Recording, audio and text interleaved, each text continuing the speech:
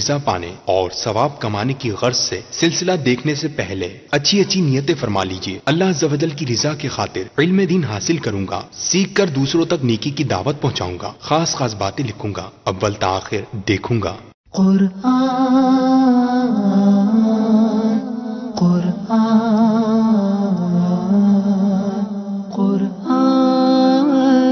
کی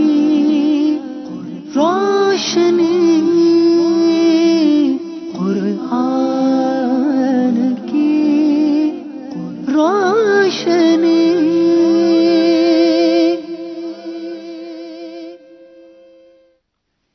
الحمد للہ رب العالمین،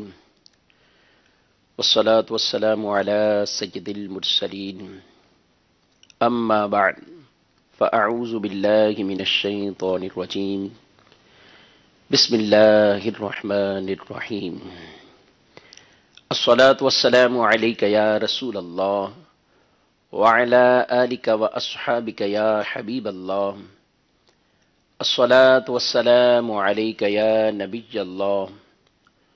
وعلی آلک واصحابک یا نور اللہ۔ میٹھے میٹھے اسلامی بھائیوں، مدنی چینل کے ناظرین، سلسلہ شان نزول لے کر ایک بار پھر حاضر ہوئے ہیں۔ ابتداً درود پاک کی فضیلت سنتے ہیں۔ نبی رحمت شفیع امت صلی اللہ علیہ وآلہ وسلم کا فرمانے جنت نشان ہے، جو مجھ پر جمعے کے دن اور رات میں 100 مرتبہ درود پاک پڑھے، اللہ عز و جل اس کی 100 حاجتیں پوری فرمائے گا۔ 70 حاجتیں آخرت کی اور 30 دنیا کی۔ اور اللہ عز و جل ایک فرشتہ مقرر فرما دے گا جو اس درود پاک کو میری قبر میں یوں پہنچائے گا جیسے تمہیں تحائف پیش کیے جاتے ہیں۔ بلا شبہ میرا علم میرے وصال کے بعد ویسا ہی ہوگا جیسا میری حیات میں۔ صلو علی الحبیب صلی اللہ تعالی علی محمد صلی اللہ علیہ وآلہ وسلم۔ قربان جائے مصطفیٰ جان رحمت پر کہ آپ صلی اللہ تعالی علیہ وآلہ وسلم ارشاد فرما رہے ہیں کہ وصال کے بعد بھی میرا علم ویسا ہی جیسے میری حیات میں معاملہ ہے۔ اور نبی پاک صلی اللہ تعالی علیہ وآلہ وسلم کی خود احادیث مبارکہ اس بارے میں موجود ہے۔ الانبیاء احیاء فی قبورہم یصلون، انبیاء اپنی قبروں میں زندہ ہوتے ہیں اور نمازیں پڑھتے ہیں۔ نبی کریم صلی اللہ علیہ وآلہ وسلم نے یہ بھی ارشاد فرمایا کہ میں حضرت موسیٰ علیہ السلام کی قبر کے قریب سے گزرا تو میں نے دیکھا وہ اپنی قبر میں کھڑے ہو کر نماز پڑھ رہے تھے۔ تو انبیاء کرام علیہ السلام یہ حیات ہیں، اور حیات ہم انبیاء برحق ہے۔ اس کے ہمارے بارے میں ہمارا عقیدہ یہ ہے کہ موت کا سلسلہ ہر ایک کو آنا ہے، اور وہ اجل اور وہ آن وہ ایک اس وقت میں وقت مقرر کے لیے وہ تو ضرور سارے نبیوں کے ساتھ ایسا ہی معاملہ ہوا ہے اور سب کے ساتھ ہونا ہے۔ لیکن ان کے وصال فرمانے کے بعد، دنیا سے ظاہری پردہ فرمانے کے بعد بھی ارشاد فرمایا کہ پھر اپنی قبروں میں ان کو زندگی عطا کی جاتی ہے، نمازیں بھی پڑھتے ہیں۔ اسی طرح نبی کریم صلی اللہ علیہ وسلم کی اور بھی احادیث طیبہ جن کے بارے میں یہ ارشاد فرمایا گیا کہ میں قبر کے اندر اعمال پیش کیے جائیں گے، قبر کے اندر بھی وصال فرمانے کے بعد بھی اعمال امت کے پیش کیے جائیں گے، اور ہمارے پیارے نبی صلی اللہ علیہ وآلہ وسلم اس وقت بھی امت کے لیے استغفار فرمائیں گے، اور آپ امت کے لیے مغفرت کی اللہ تبارک و تعالی کی بارگاہ میں دعائیں کریں گے۔ ہمیں چاہیے ہم کثرت سے اپنے پیارے نبی صلی اللہ علیہ وآلہ وسلم کو یاد کر کے ان پر کثرت سے درود شریف پڑھ کر نبی پاک صلی اللہ علیہ وآلہ وسلم کا قرب حاصل کریں۔ اللہ کریم دنیا میں بھی ہمیں یہ عظمتیں، رفعتیں عطا فرمائے، اور آخرت کی زندگی میں بھی اللہ تبارک و تعالی ہمیں درود پاک، ذکر و اذکار اور نیک اعمال کے صدقے اللہ تبارک و تعالی ہم سب کے درجات کو بلند کرے، ہمارے گناہوں کو معاف فرمائے، اور یہ درود پاک ہمارے گناہوں کے لیے اللہ تعالیٰ اس کو کفارہ بنا دے۔ صلو علی الحبیب صلی اللہ تعالی علی محمد صلی اللہ علیہ وآلہ وسلم۔ منچین کے ناظرین، الحمدللہ ہر جمعرات کو صبح اس وقت ہم سلسلہ شان نزول ملاحظہ کرتے ہیں۔ سلسلہ شان نزول کے اندر ہم قرآن مجید فرقان حمید کی کوئی آیت مبارکہ اور اس آیت مبارکہ کا نزول کیسے ہوا، کیا سبب بنا، کون سا ایسا واقعہ پیش آیا کہ جس کی وجہ سے اللہ تبارک و تعالی نے اس آیت مبارکہ کو نازل فرمایا ہے، اس سبب نزول کو وہ ہم یہاں پر سنتے ہیں، اور پھر اس کے بعد اس آیت مبارکہ سے کیا کیا احکام ثابت ہوتے ہیں، اس آیت مبارکہ میں اللہ تبارک و تعالی نے ایمان والوں کو کیا حکم ارشاد فرمایا ہے، وہ بھی ہم سنتے ہیں انشاءاللہ العزیز۔ آج بھی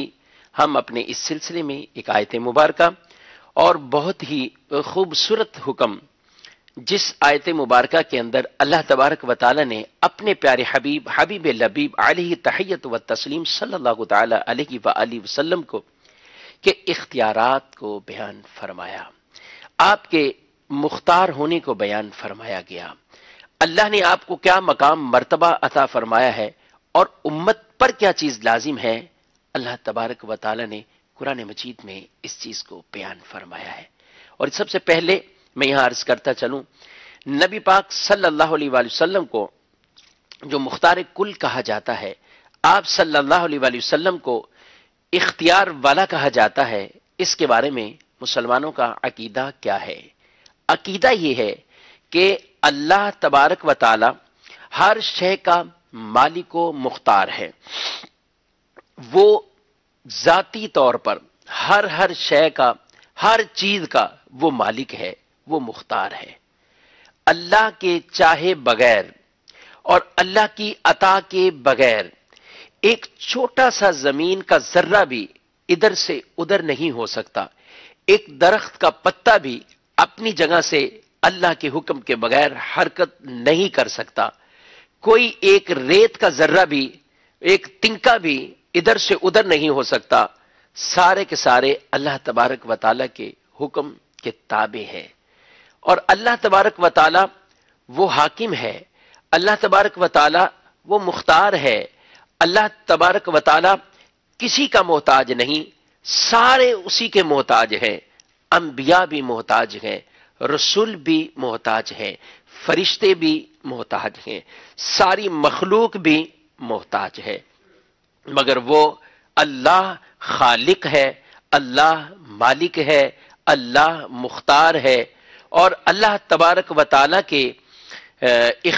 اللہ تبارک و تعالی ہی مختار حقیقی ہے، اللہ تبارک و تعالی ہی حاکم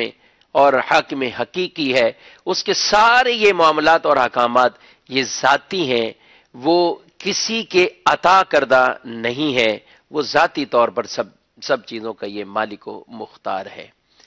لیکن اللہ تبارک و تعالی نے اپنے انبیاء کو، اپنے رسولوں کو، اپنے فرشتوں کو کئی چیزیں ایسی ہیں جو سپرد کر دی گئی ہیں، اور گویا کہ ان کو ان چیزوں کا مالک اور مختار بنا دیا گیا ہے۔ لیکن یہ انبیاء کے پاس اختیارات کا آ جانا، فرشتوں کے پاس اختیارات کا آ جانا، اس کا مقصد اور اس کا مطلب یہ ہے کہ یہ اللہ تبارک و تعالی کی عطا سے، اللہ تبارک و تعالی کی اجازت سے ان کے پاس یہ اختیارات ہیں، اور اللہ نے جو انہیں اختیارات عطا فرمائے ہیں ان کا یہ تصرف فرماتے ہیں۔ یہی ایک خلاصہ عقیدے کا مختار کیوں کہا جاتا ہے۔ ہمارے پیارے نبی صلی اللہ علیہ وسلم کے بارے میں بھی ہمارا عقیدہ یہ ہے کہ اللہ تبارک و تعالی نے آپ صلی اللہ علیہ وآلہ وسلم کو، سرور کائنات کو، فخر موجودات کو، آپ صلی اللہ علیہ وسلم کو ایسا مختار کل بنایا ہے کہ اللہ تبارک و تعالیٰ نے انہیں اختیارات عطا فرمائے ہیں، اور اللہ کے دیے ہوئے اختیارات سے آپ تصرف فرماتے ہیں، اور وہ اختیارات کس طرح کے عطا فرمائے ہیں؟ اس میں احکامات تشریعہ یعنی شریعت مطہرہ کے احکامات جو قرآن مجید فرقان حمید میں اللہ تبارک و تعالیٰ نے احکامات نازل فرمائے، وہ احکام اپنی جگہ ہیں، لیکن اللہ نے انہیں بھی ایسے اختیارات سے نوازا ہے، اللہ نے انہیں بھی ایسا عطا فرمایا ہے کہ یہ جس کے لیے چاہیں اور جیسا چاہیں ویسا اسے حکم عطا فرما دیں، تو اس آدمی کے لیے خاص طور پر وہی حکم شریعت بن جاتا ہے، کیونکہ نبی پاک صلی اللہ علیہ وآلہ وسلم کا وہ حکم، وہ اس کے لیے حکم شریعت ہی ہے، اور آپ نے اگر کسی کے لیے کوئی چیز حلال کی ہے تو وہ ایسا ہی ہے جیسا کہ اس کو قرآن کی مثل اس کے لیے گویا کہ وہ حلال ہو گئی۔ آپ نے کسی کے لیے اگر کوئی چیز حرام فرمائی ہے تو وہ ویسی حرام ہے جیسا کہ قرآن پاک میں گویا کہ اس کا حکم نازل ہو گیا، کیونکہ آپ صلی اللہ علیہ وآلہ وسلم کو اللہ تبارک و تعالی نے ایسا مختار بنایا ہے۔ آج ہم آیت مبارکہ سورہ نساء پانچویں پارے کی سورہ نساء کی آیت نمبر 65، اس بارے میں ہم سنتے ہیں اللہ تبارک و تعالی کیا ارشاد فرماتا ہے۔ بسم اللہ الرحمن الرحیم،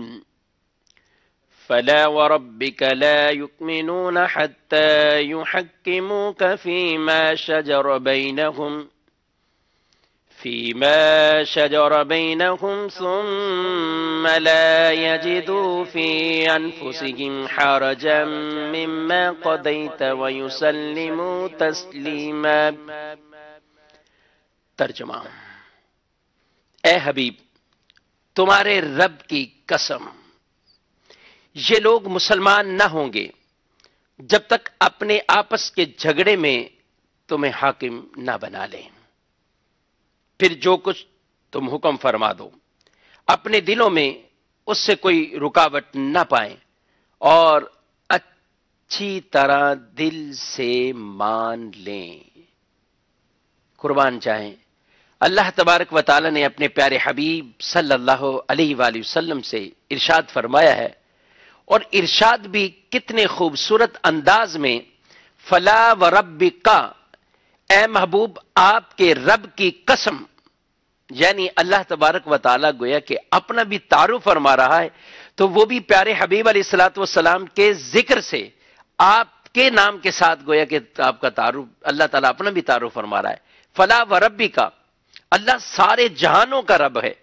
لیکن ارشاد فرمایا فلا وربک، اے محبوب آپ کے رب کی قسم۔ کیا ہے؟ آپ کے رب کی قسم، وہ ایمان والے نہیں ہو سکتے، وہ مسلمان نہیں ہو سکتے، کب تک؟ جب تک آپ کو حاکم نہیں بنا لیں۔ کون سے معاملات میں؟ انہیں جو معاملات درپیش ہوتے ہیں، جب تک آپ کو حاکم نہ بنا لیں، اور پھر آپ جو ان کے لیے فیصلہ فرما دیں، تو اے حبیب پھر وہ اپنے دلوں میں کوئی کسی طرح کا وہ تنگی محسوس نہ کریں، اس چیز کو کوئی بوجھ محسوس نہ کریں، اور اسے پورا مان لیں، پورا تسلیم کر لیں۔ وَيُسَلِّمُوا تَسْلِيمًا، اس کو ایسا تسلیم کریں، ایسا اس کو مان لیں کہ ان کے دلوں کے اندر کوئی اس چیز کے بارے میں رکاوٹ نہ آئے، اس فیصلے کو ماننے کے لیے کوئی چیز مانے نہ بنے۔ اس آیت مبارکہ کے شان نزول میں بخاری شریف کی ایک روایت ہے جس کو یہاں ہم ذکر کریں گے۔ ارشاد فرمایا گیا کہ اہل مدینہ پہاڑ سے آنے والے پانی سے باغوں میں آبپاشی کرتے تھے۔ وہاں ایک انصاری کا حضرت زبیر رضی اللہ تعالی عنہ سے جھگڑا ہوا، اور وہ جھگڑا ہوا کہ کون پہلے اپنے کھیت کو پانی دے گا۔ یہ معاملہ حبیب کریم صلی اللہ علیہ وآلہ وسلم کے حضور پیش کیا گیا۔ سرکار مدینہ صلی اللہ تعالی علیہ وآلہ وسلم نے ارشاد فرمایا کہ اے زبیر، تم اپنے باغ کو پانی دے کر اپنے پڑوسی کی طرف پانی کو چھوڑ دو۔ حضرت زبیر رضی اللہ تعالیٰ عنہ کو پہلے پانی کی اجازت اس لیے دی گئی کہ ان کا کھیت پہلے آتا تھا۔ اس کے باوجود کہ سرکار دو عالم صلی اللہ تعالی علیہ وآلہ وسلم نے انصاری کے ساتھ بھی احسان کرنے کا فرما دیا، لیکن مجموعی طور پر فیصلہ انصاری کو ناگوار گزرا اور اس کی زبان سے یہ کلمہ نکلا کہ زبیر آپ کے پھپھی زاد بھائی ہیں، اور اس لیے یعنی آپ نے یہ فیصلہ کر دیا، باوجود اس کے کہ فیصلے میں حضرت زبیر رضی اللہ تعالیٰ عنہ کو انصاری کے ساتھ احسان کرنے کی ہدایت فرما دی گئی تھی، لیکن انصاری نے اس کی قدر نہ کی، تو حضور صلی اللہ علیہ وآلہ وسلم نے حضرت زبیر سے حکم دیا کہ اپنے باغ کو سیراب کرو اور پانی کو روک لو۔ اس پر یہ آیت مبارکہ نازل ہوئی، اور وہ آیت مبارکہ میں یہ بات ارشاد فرما دی گئی کہ اے محبوب، اس وقت تک وہ مسلمان نہیں ہو سکتا جب تک آپ کو حاکم نہ مان لے، اور اپنے باہمی جھگڑوں کے اندر بھی جو آپ فیصلہ فرما دے جب تک وہ اس کو تسلیم نہ کرے وہ مسلمان نہیں ہو سکتا۔ تو یوں آیت مبارکہ اس پر نازل ہوئی، اور یہ اس کا سبب نزول بیان کیا گیا ہے۔ میٹھے میٹھے اسلام بھائیوں، یہاں ایک بات یہ بھی یاد رکھنی چاہیے، بعض اوقات ایک آیت مبارکہ کے کئی اسباب ہوتے ہیں، اور متعدد واقعات کا پیش آ جانا وہ آیت مبارکہ کا شان نزول بنا کرتا ہے، اور بعض اوقات ایسا بھی ہوتا ہے کہ کوئی آیت مبارکہ پہلے کسی واقعے میں کسی معاملے کے اندر وہ نازل ہو گئی، اس کے بعد پھر بطور خاص اس کے بعد اسی طرح کا کوئی واقعہ اور پیش ہو گیا، اور صحابہ کرام علیہم رضوان نے اس کے اوپر اس آیت مبارکہ کو یوں بیان کر دیا گیا، یا آگے اس چیز کو آگے کتب کے اندر تفاسیر کے اندر اس چیز کو بیان کر دیا گیا کہ اس بارے میں یہ آیت ہے، تو اس میں مطلب اور مقصد یہ بتانا ہوتا ہے کہ اسی طرح کا ایک حکم اسی واقعے سے درپیش معاملے میں پہلے نازل ہو چکا ہے، اور پہلے اس کا کوئی سبب نزول بھی بن چکا ہے۔ تو بعض اوقات واقعات ایک ہی طرح کے ہوتے ہیں، بعض اوقات متعدد واقعات ہوتے ہیں جو کہ اسباب نزول میں سے ہوتے ہیں۔ بہرحال اس آیت مبارکہ کے اندر اللہ تبارک و تعالی نے یہ واضح طور پر حکم ارشاد فرما دیا کہ جب تک وہ آپ کو حاکم تسلیم نہ کریں وہ مسلمان نہیں ہو سکتے، اور پھر اس کے اندر کوئی رکاوٹ اور مانع بھی نہ پائیں، جو آپ حکم ارشاد فرما دیں، چاہے ان کی دنیا کے معاملے کے اندر جو حکم آپ ارشاد فرما دیں، باہمی فیصلوں کے اندر آپ نے جو حکم ارشاد فرما دیا، تو پھر ایسی صورت میں وہی ان کے لیے حکم شریعت بن جاتا ہے۔ اس آیت مبارکہ میں گویا کہ بتا دیا گیا کہ حبیب خدا محمد مصطفیٰ صلی اللہ تعالی علیہ وآلہ وسلم کے حکم کو تسلیم کرنا فرض قطعی ہے، اور جو شخص تاجدار رسالت صلی اللہ تعالی علیہ وآلہ وسلم کے فیصلے کو تسلیم نہیں کرتا وہ کافر ہے۔ ایمان کا مدار ہی اللہ کہ رسول صلی اللہ علیہ وآلہ وسلم کے حکم کو تسلیم کرنے پر ہے۔ اس آیت مبارکہ سے چند مسائل اخذ ہوتے ہیں جنہیں ہم یہاں سماعت کرتے ہیں۔ پہلی بات، اللہ تبارک و تعالی نے اپنے رب ہونے کی نسبت اپنے حبیب صلی اللہ علیہ وسلم کی طرف فرمائی اور فرمایا اے حبیب تیرے رب کی قسم فلا وربک، یہ نبی کریم صلی اللہ علیہ وسلم کی عظیم شان ہے کہ اللہ تعالیٰ نے اپنی پہچان اپنے حبیب صلی اللہ علیہ وآلہ وسلم کے ذریعے یہاں پر کروائی ہے، اور فرماتا ہے فلا وربک، اے حبیب آپ کے رب کی قسم۔ دوسری بات یہ کہ حضور پر نور صلی اللہ علیہ وآلہ وسلم کا حکم ماننا فرض قرار دیا گیا ہے، اور اس بات کو اپنے رب ہونے کی قسم کے ساتھ پختہ فرمایا گیا ہے۔ پھر ارشاد فرمایا آگے مزید تیسری بات، حضور اکرم صلی اللہ علیہ وسلم کا حکم ماننے سے انکار کرنے والے کو کافر قرار دیا گیا ہے۔ چوتھی بات، تاجدار مدینہ صلی اللہ علیہ وآلہ وسلم وہ حاکم ہیں، اللہ تبارک و تعالی نے انہیں حاکم بنایا ہے۔ نمبر 5، رسول کریم صلی اللہ تعالی علیہ وآلہ وسلم اللہ کی عطا سے حاکم ہیں، اور اللہ بھی حاکم ہے۔ اللہ تو ذاتی طور پر حاکم ہے اور حضور بھی، لیکن بہت فرق واضح طور پر جب یہ فرق بیان کر دیا گیا، بہت سی صفات ایسی ہیں جو اللہ تبارک و تعالیٰ کے لیے جن کا استعمال ہوتا ہے. اگر وہ حضور صلی اللہ علیہ وسلم کے لیے استعمال کی جائے تو شرک لازم نہیں ہوتا جب تک شرک کی حقیقت نہ پائی جائے. تو جب اتنا ایک واضح فرق ہے، دیکھیں مدنی چینل کے ناظرین، میں دیکھ رہا ہوں، آپ بھی دیکھ رہے ہیں، بصیر ہونا اللہ کی بھی شان ہے اور اللہ کی بھی صفت کو بیان فرمایا گیا، وہ بصیر ہے. میں اور آپ دیکھنے کے لیے آنکھ کے محتاج ہیں، اللہ تعالیٰ محتاج نہیں ہے. ہم کانوں سے سنتے ہیں، سماعت کے لیے ہم کان کے محتاج ہیں، اللہ تعالیٰ محتاج نہیں ہے. یہ سارے اعضاء حوادثات، یہ اللہ تعالیٰ سب سے منزہ ہے، مبرہ ہے، پاک ہے. اللہ تبارک و تعالیٰ کے لیے ان تمام چیزوں سے تنزیہ ہے، یعنی اللہ تعالیٰ ان سے پاک ہے. اور رب تبارک و تعالیٰ کی شان یہ ہے کہ ہم سب اس کے محتاج ہیں، وہ کسی کا محتاج نہیں. ہم اگر دیکھ رہے ہیں تو اللہ کی دی ہوئی اس نعمت سے دیکھ رہے ہیں، ہم اگر سن رہے ہیں تو اللہ کی دی ہوئی اس طاقت اور قوت سماعت کان سے ہم سنتے ہیں. اگر اللہ نہ دیتا تو نہ سنتے، تو ہم محتاج ہوئے. اسی طرح انبیاء بھی محتاج گئے. ہمارے پیارے نبی صلی اللہ علیہ وسلم کی اللہ کے حضور تو محتاج ہیں. اللہ حاکم حقیقی ہے اور مصطفیٰ کریم، مصطفیٰ جان رحمت صلی اللہ علیہ وآلہ وسلم کو اللہ تعالیٰ نے حاکم بنایا ہے، تو وہ حاکم اللہ کی عطا سے ہیں.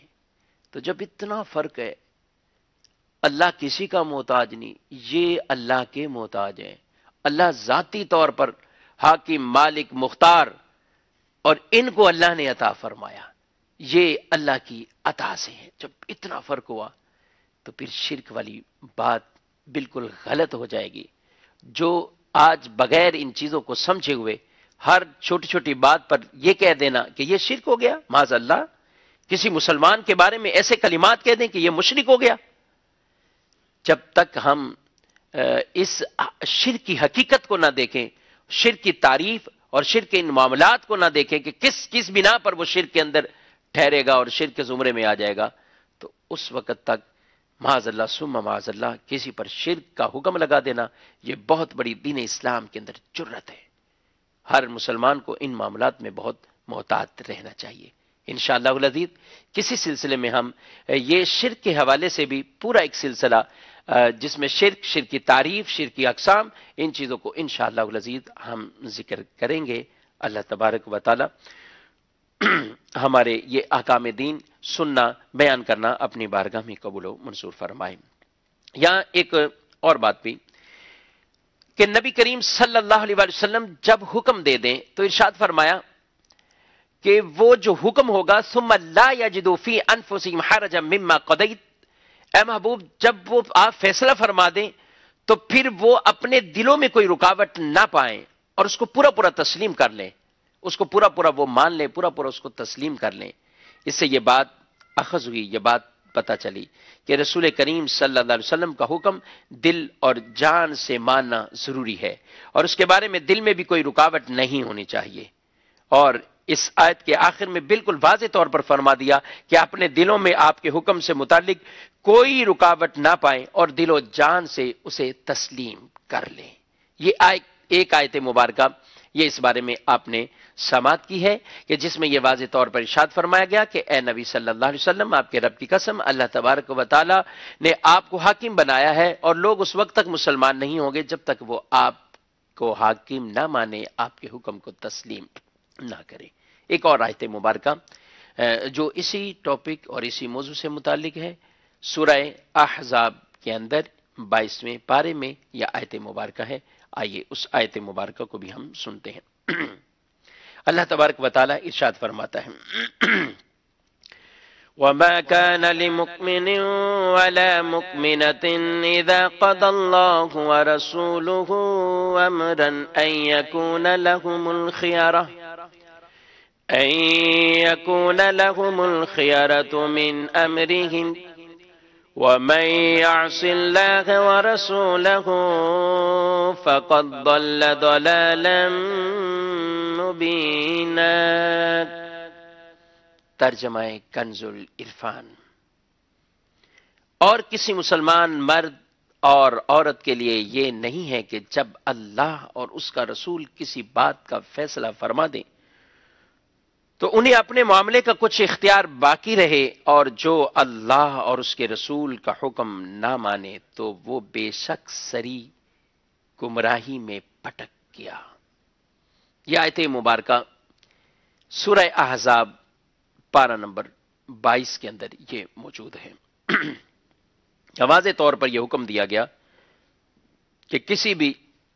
مسلمان مرد اور عورت کے لیے یہ نہیں ہے کہ جب اللہ اور اس کے رسول کسی بات کا فیصلہ فرما دیں تو وہ اپنے معاملے میں بھی کچھ اختیار باقی رکھتے ہوں۔ اس آیت کے شان نزول سے متعلق مفسرین نے یہ ذکر کیا ہے کہ حضور سید المرسلین خاتم النبیین صلی اللہ علیہ وآلہ وسلم نے اسلام کا سورج طلوع ہونے سے پہلے حضرت زید بن حارثہ رضی اللہ تعالی عنہ کو خرید کر آزاد فرمایا اور انہیں اپنا منہ بولا بیٹا بنا لیا۔ حضرت زینب بنت جحش رضی اللہ تعالی عنہا جو حضور اقدس صلی اللہ علیہ وآلہ وسلم کی پھوپھی امیمہ بنت عبد المطلب کی بیٹی تھی، سرکار دو عالم صلی اللہ علیہ وآلہ وسلم نے انہیں جو حکم ارشاد فرمایا وہ یہ کہ حضرت زید رضی اللہ تعالیٰ عنہ کے نکاح کا پیغام دیا۔ شروع میں تو یہ اس گمان میں راضی ہو گئیں کہ حضور اکرم صلی اللہ علیہ وآلہ وسلم نے اپنے لیے نکاح کا پیغام دیا ہے، لیکن جب معلوم ہوا کہ حضرت زید رضی اللہ تعالی عنہ کے لیے رشتہ طلب فرمایا ہے تو انکار کر دیا۔ یہ حضرت زید رضی اللہ تعالی عنہ جو نبی کریم صلی اللہ علیہ وآلہ وسلم نے جنہیں اپنا منہ بولا بیٹا فرمایا تھا، تو یہ ان کے رشتے کی بات ہو رہی ہے۔ جب انکار کر دیا تو عرض کر بھیجا، یا رسول اللہ صلی اللہ علیہ وآلہ وسلم میں حضور کی پھوپھی کی بیٹی ہوں، اس لیے ایسے شخص سے نکاح پسند نہیں کرتی۔ یعنی یہ ادھر نبی پاک صلی اللہ علیہ وسلم کی پھوپھی کی بیٹی ہیں، قریش خاندان سے ہے، اور حضرت زید وہ کہ جنہیں خرید کر آزاد کیا گیا ہے، اور وہ حضور صلی اللہ علیہ وسلم کے منہ بولے بیٹے تھے،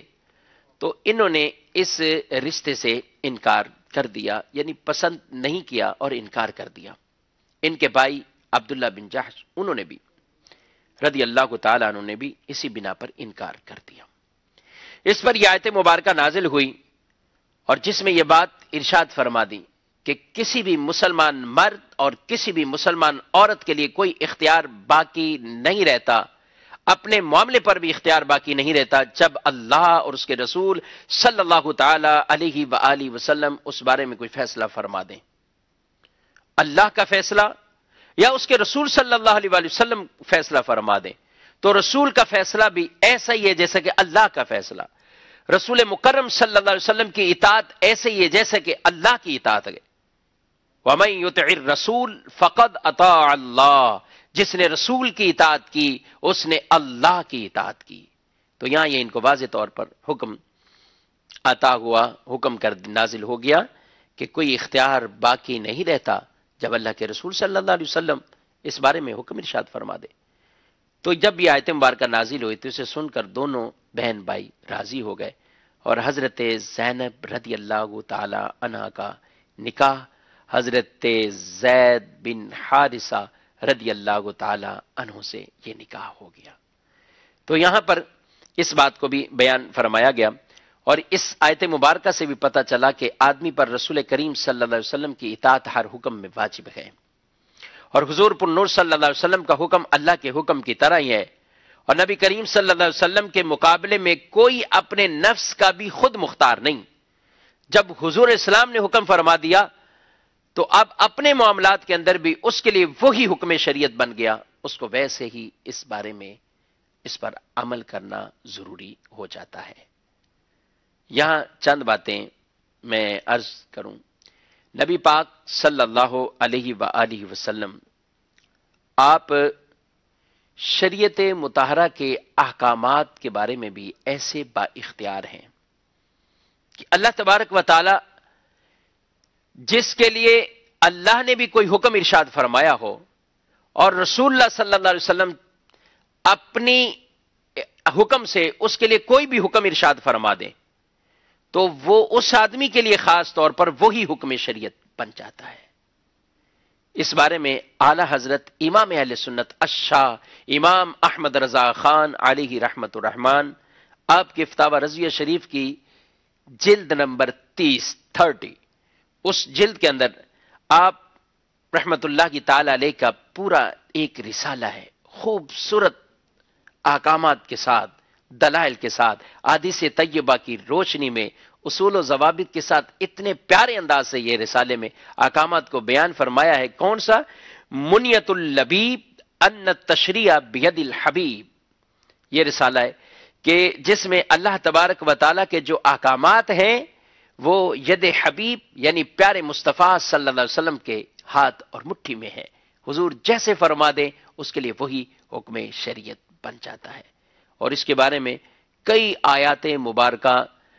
یعنی یہ آیات تو نازل ہوئی اور کئی احادیث طیبہ اس بارے میں ایسی ہیں جس میں واضح طور پر نبی کریم صلی اللہ علیہ وآلہ وسلم نے جس کے لیے جو ارشاد فرمایا وہی اس کے لیے حکم ہو گیا، اگرچہ قرآن مجید فرقان حمید میں عمومی حکم سب کے لیے وہ اسے جداگانہ بیان کیا گیا ہے۔ مثال کے طور پر قربانی ہم کرتے ہیں اور قربانی میں اگر کوئی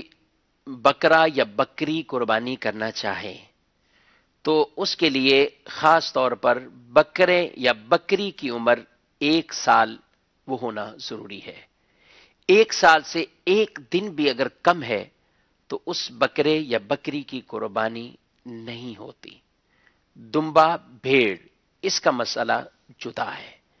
اگر وہ 6 ماہ کا اس طریقے سے فربا کہ سال بھر کا گویا کہ لگ رہا ہو تو اب اس دمبے اور بھیڑ کی قربانی کا ہو جانا جدا بات، اس کا حکم دیا گیا، اس کی تخصیص یہ بیان کر دی گئی کہ یہ 6 ماہ کی بھی قربانی ہو سکتی ہے۔ لیکن بکرا ہو یا بکری چاہے جتنی بھی فربا، یہ جانور بکرا یا بکری جتنے بھی اپنے جسم کے اعتبار سے موٹے ہوں، بہت قد بھی ٹھیک ہو، 1 سال نہیں سال سے بھی زیادہ بڑی عمر کا لگ رہا ہو، لیکن جب تک عمر پوری سال نہیں ہوتی اس کی قربانی نہیں ہو سکتی۔ نبی کریم صلی اللہ علیہ وآلہ وسلم کا عام طور پر یہ حکم تو واضح عام طور پہ پوری امت کے لیے شریعت کا یہی حکم ہے۔ آج کوئی چاہے تو بالکل اس حکم کو کوئی تبدیل نہیں کر سکتا اپنی مرضی سے،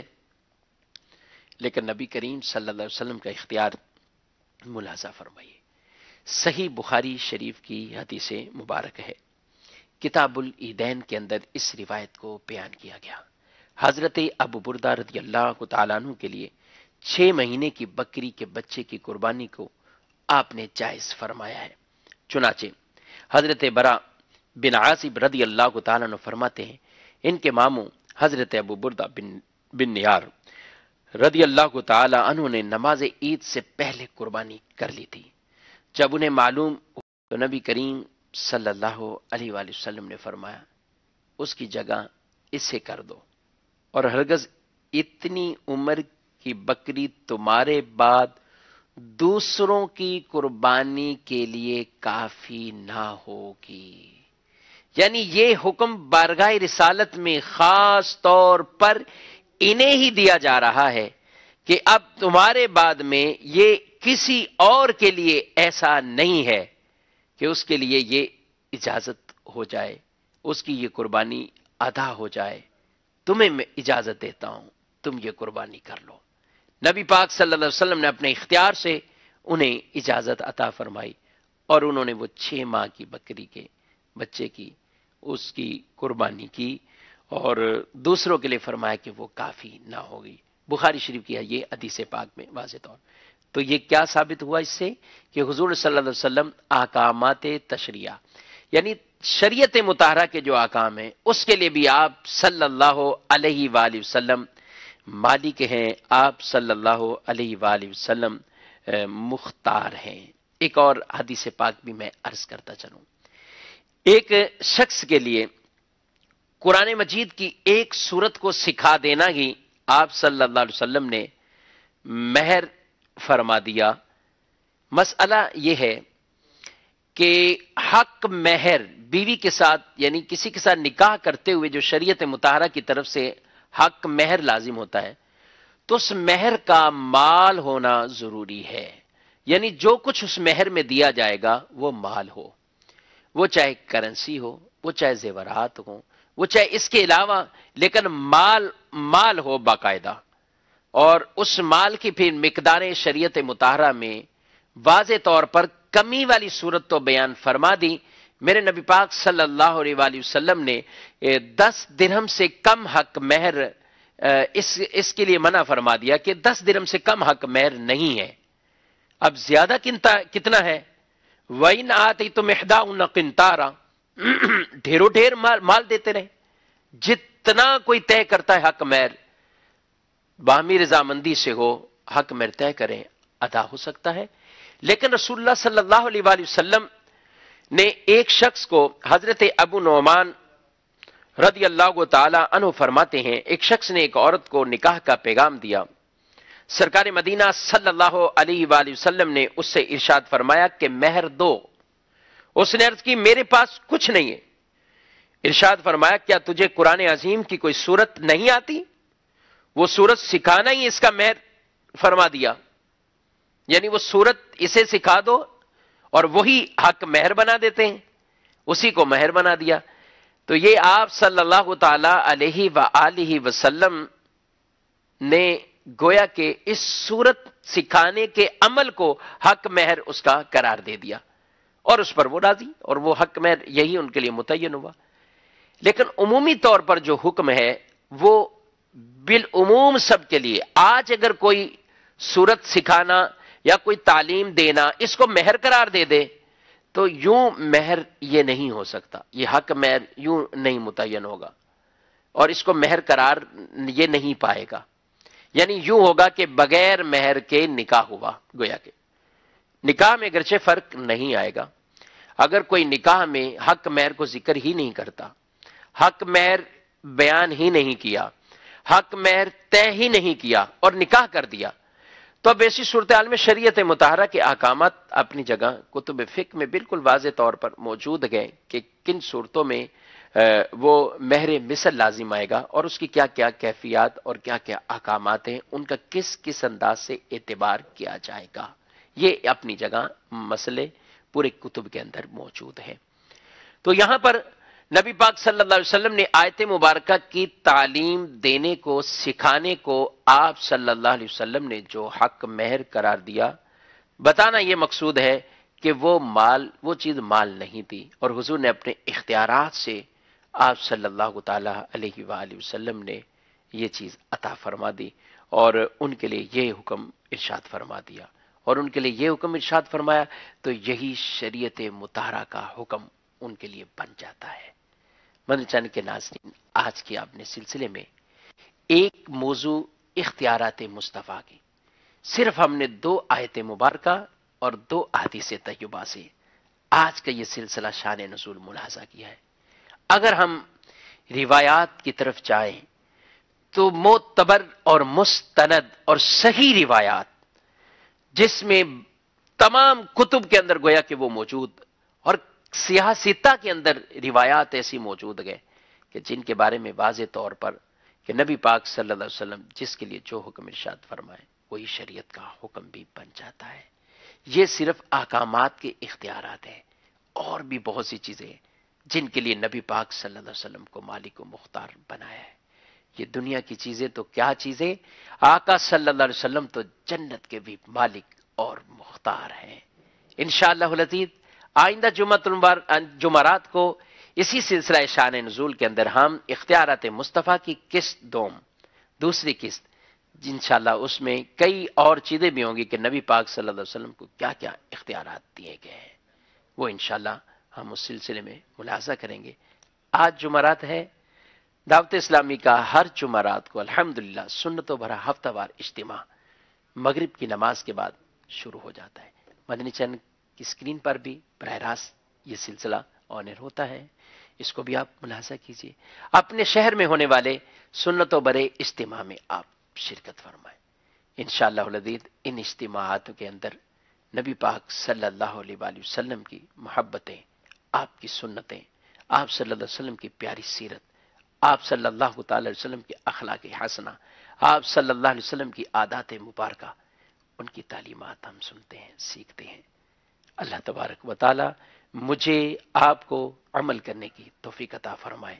دنیا بھی ہماری بہتر بنا دے، آخرت بھی بہتر بنا دے۔ اللہ تعالی ہم سب کا حامی و ناصر، آمین، بجاہ النبی الامین صلی اللہ علیہ وآلہ وسلم۔ صلو علی الحبیب صلی اللہ علیہ وآلہ وسلم۔